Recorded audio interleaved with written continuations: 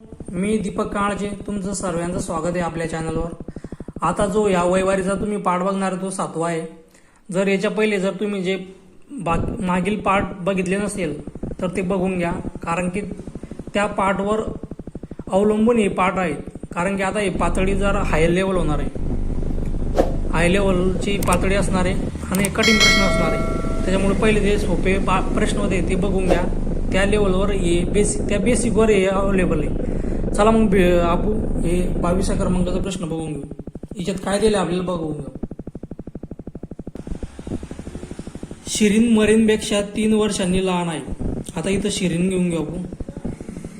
शिरीन आणि मरीन. शिरीन मरीनपेक्षा 3 वर्षांनी लहान आहे म्हणजे हा शिरीन लहान आहे रे, लहान आणि हा मोठा. 3 वर्षांनी लहान आहे शिरीनपेक्षा. शिरीन मरीनपेक्षा 3 वर्षांनी लहान आहे म्हणजे जर शिरीन जर एक्स मान लागू ना तर एक्स प्लस 3 येईन म्हणजे 3 वर्षांनी मोठा येईल. हे ध्यान ठेवा. मरीन 2 वर्षानंतर, नंतर म्हणजे काय सांगितलं मी तुम्हाला, हे झालं आजचं. नंतर आपल्याला ऍड करावं लागतं. 2 वर्षानंतर म्हणतोय तो म्हणजे एक्स प्लस 2. या एक्स प्लस हिच्यात 2 जर प्लस केलं तर इथे 5 होतील. या असं येईल रे. याच्यात 2 प्लस केले आपण 2 वर्षानंतर. 2 वर्षानंतर म्हणजे आज जर शिरीनचं वय एक्स 25 असलं तर 2 वर्ष प्लस केलं तर 27 होईल. हे असं ध्यानात ठेवा.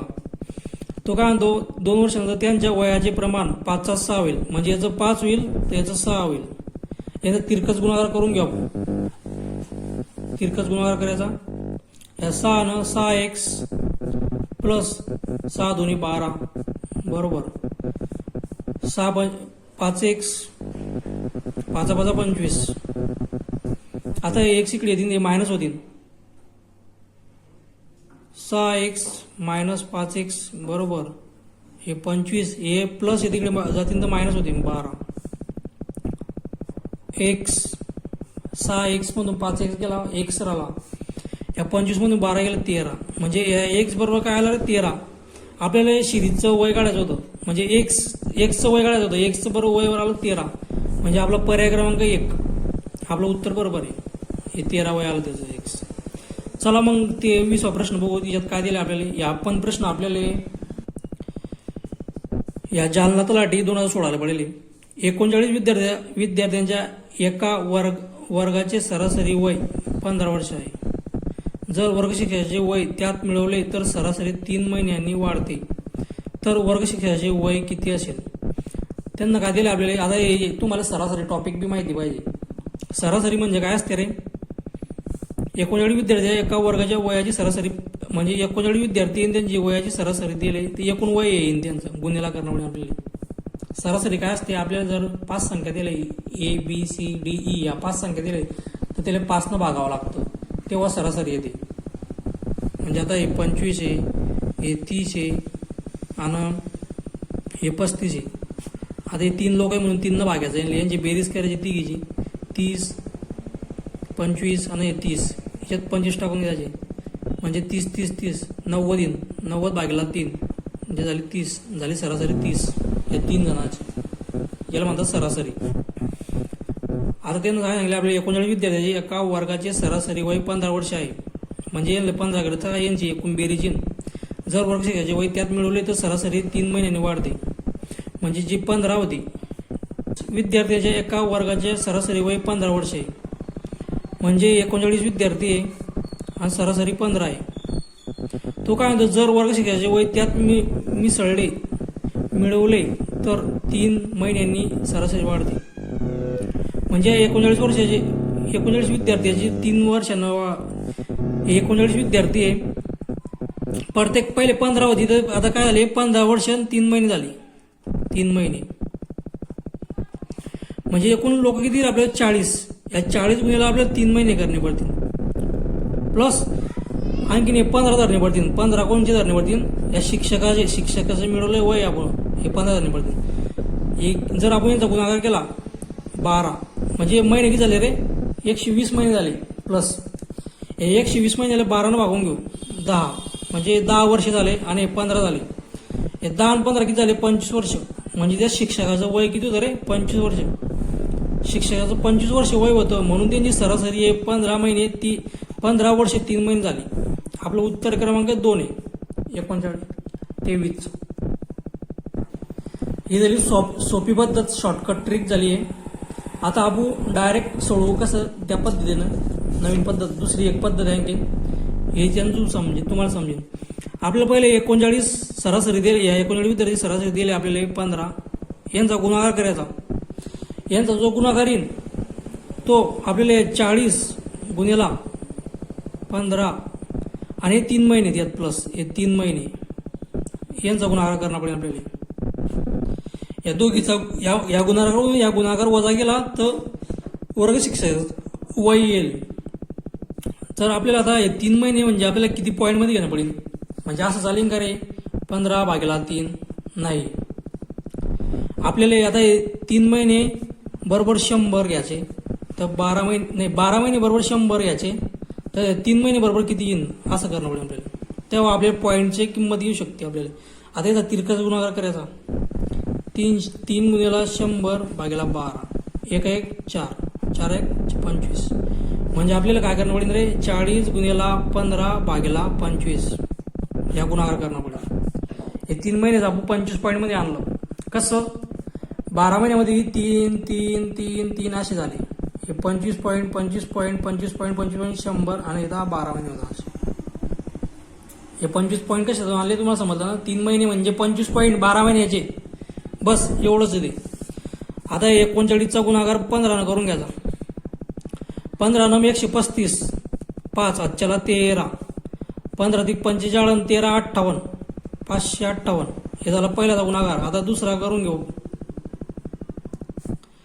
40 गुणिला 15.25 यांना गुणा करून घे. 4 गुणाडा गेले 4 पंचे 20 अच्छाला 2 4 2 8 2 10 अच्छाला 1 4 पंचे 20 21 अच्छाला 2 4 1 4 5 6.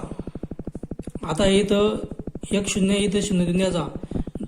पॉईंट नंतर 2 संख्या म्हणून 2 म्हणजे 610 मधून आपल्याला 585 वजा करणे पडतील. तेव्हा आपल्याला वर्ग शिक्षकाचं वय येईल. या 10तून 5 गेले 5, या 10तून 8 गेले 2, 0तून 0 म्हणजे 25 वर्ष बरोबर वय येईल आपलं. पहिली ते स्टेप सांगली मी तुम्हाला शॉर्टकट, ही तुम्हाला गुणाकार करणार याचा. चला मग नेक्स्ट उदाहरण बघू आपण आता.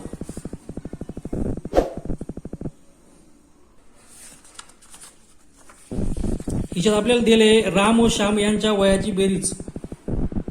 राम व श्याम यांच्या वयाची बेरीज 37 वर्ष आहे.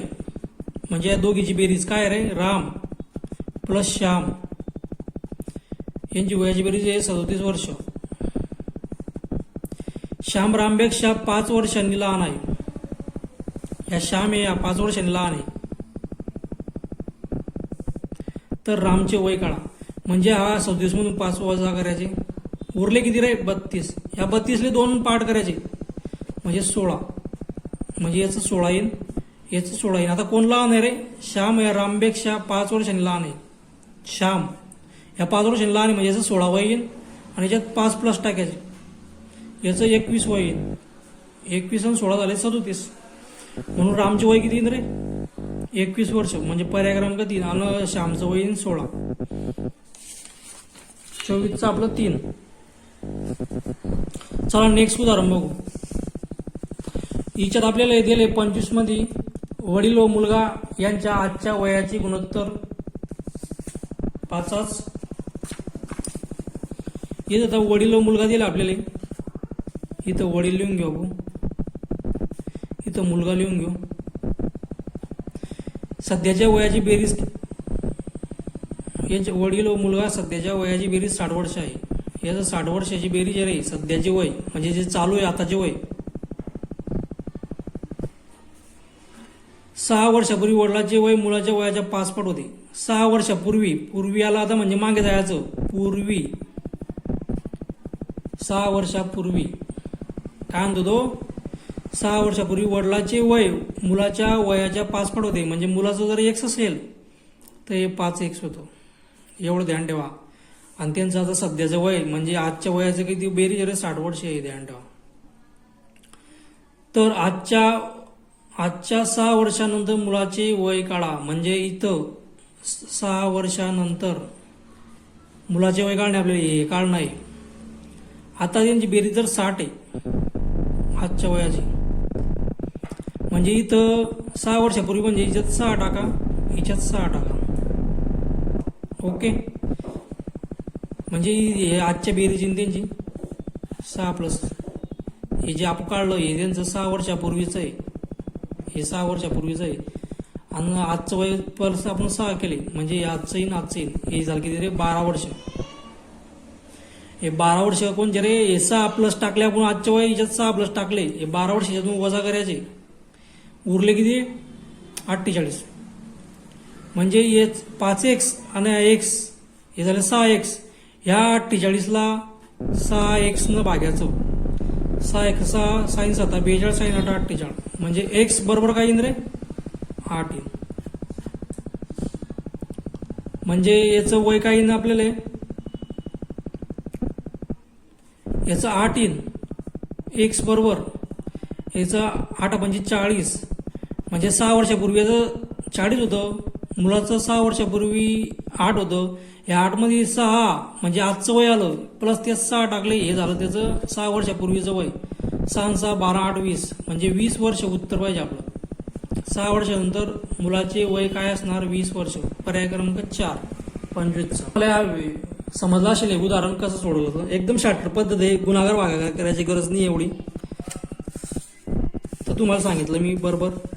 चला मित्रांनो, ह्या व्हिडिओ जर तुम्हाला आवडला असेल तुमच्या मित्रांपर्यंत पोहोचवा, शेअर करा, सबस्क्राईब करा आणि सर्वात पहिले सबस्क्राईब करा. तुम्ही फक्त व्हिडिओ बघताय, चॅनलला सबस्क्राईब करता नाही, कारण की येणारा नेक्स्ट पार्ट जो 8वा वयवारीवर आपण आणणार आहे त्यात आता कठीण प्रश्न असणार आहे याचे पुढील उदाहरणं.